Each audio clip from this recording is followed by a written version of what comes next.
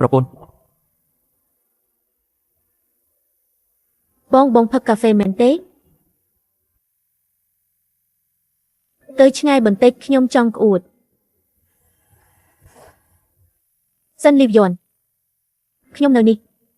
បង ខ្ញុំខ្លាច ខ្ញុំប្រាប់បងឲ្យមកទីនេះខ្ញុំមិនគួរកាច់ដាក់បងទេ ខុសខ្ញុំលែងផឹកកាហ្វេទៀតហើយទៅ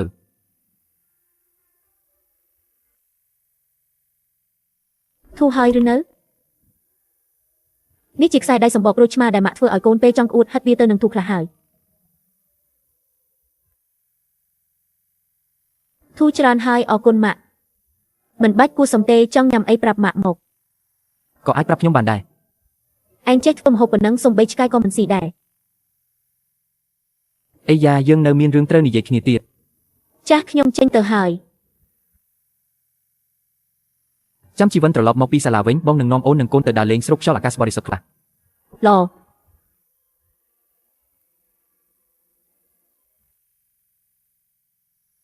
នាំកូនមកដើរលេងកូននៅតែឲ្យប៉ាបីទៀតអញ្ចឹងតើកូនហៅថាដើរលេងយ៉ាងម៉េចទៅ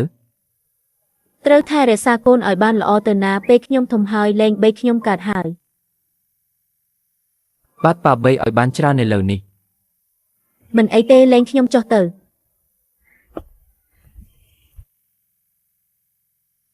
ពេលនេះមនុស្សជាទីស្រឡាញ់នឹងកូននៅក្បែរសាមញ្ញតែពោពេញដោយសុភមង្គលជីវិតនេះគឺគ្រប់គ្រាន់ហើយ ប៉ាម៉ាក់អ្នកទាំងពីរយឺដំលេ ម៉ាក់របស់កូនមិនអាចដើរលឿនពេកទេប៉ាត្រូវនៅជាមួយម៉ាក់ អញ្ចឹងខ្ញុំទៅរកបងប្រុសស៊ីវលីនហើយ